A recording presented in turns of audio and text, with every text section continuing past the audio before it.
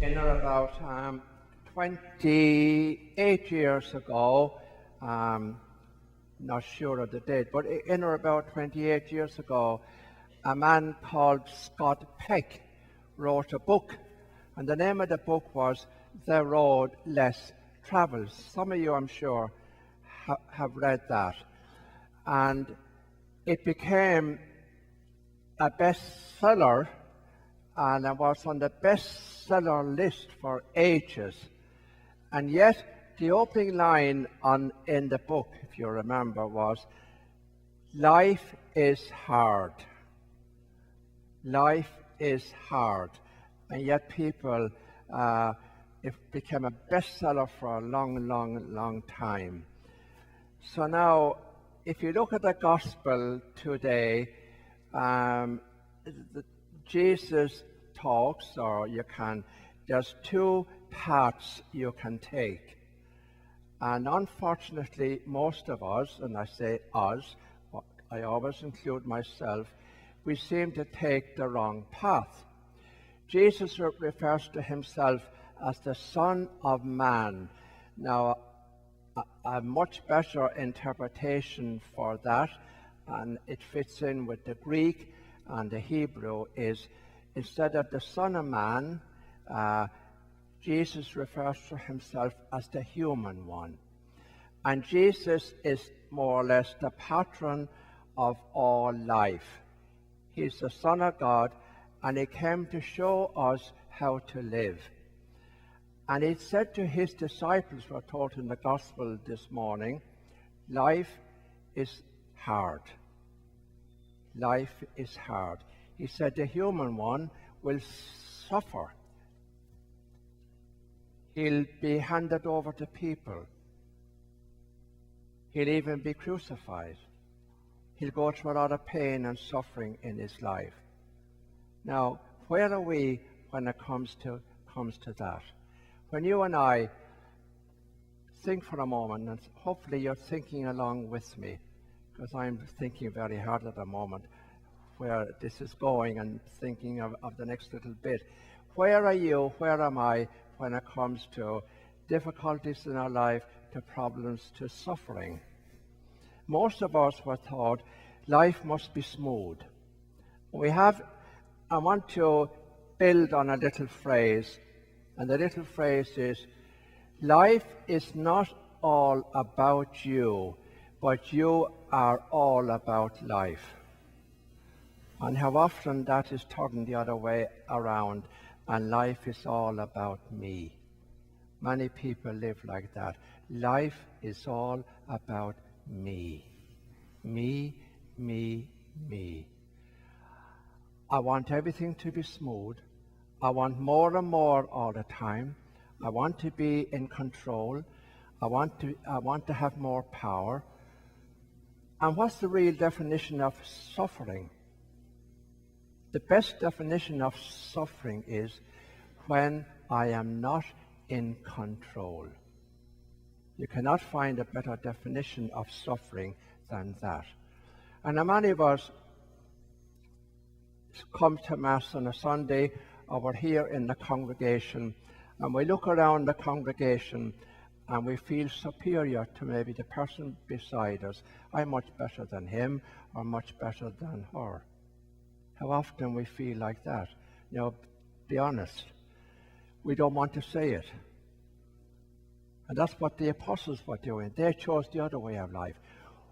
Which of us is the greatest? Which of us is the best? The young woman, she used to come to Mass every Sunday, and this particular Sunday she came to the priest, and she said to the priest, "Father, I have this besetting sin, and I'm really, really trying to overcome it, but I don't seem to be able. Every Sunday when I come to Mass, I look around the congregation, and I always think I'm the best looking woman in the church." And the priest looked at her and he said, "Mary, dear Mary, for you," he said, "that's not a sin. It's just a horrible mistake."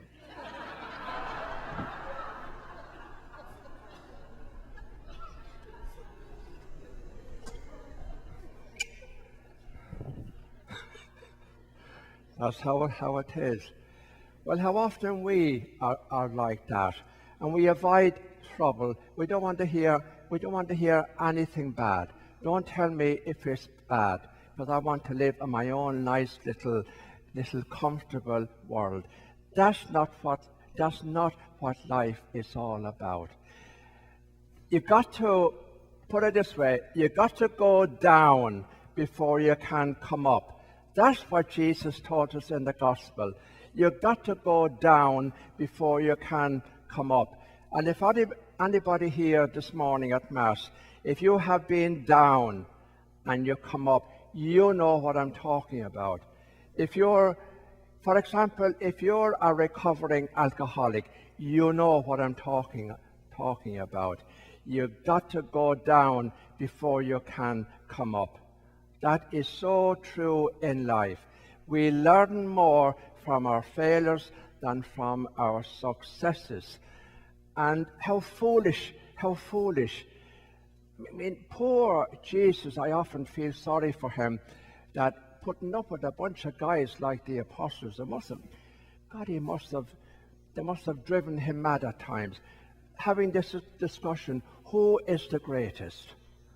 We see that every day on our television and among our politicians. We have somebody telling us every day of the week, I'm the best. Things were never so good. I am Superman. The question for you: have you ever heard any politician admitting that he was wrong? Huh? They will lie about it. They will defend themselves by saying, I never did that. No, it wasn't me. It was somebody else. Wouldn't it be lovely if people in charge, in the church, in society, had the courage, because it takes backbone, to say, I was wrong. I was wrong. What a beautiful thing that would be. Where are you when it comes to that? Are you ever wrong? And when you make a mistake, are you open about it? Are you prepared to admit, I got that wrong? It's beautiful. We're human. That's what Jesus is telling us. And to be human is to be fallible. It's called the spirituality of imperfection. To accept our imperfections. What a beautiful thing. We'll never get anywhere till we accept our imperfections. And I'll finish with a lovely little thing. You might remember it. I think I used it before.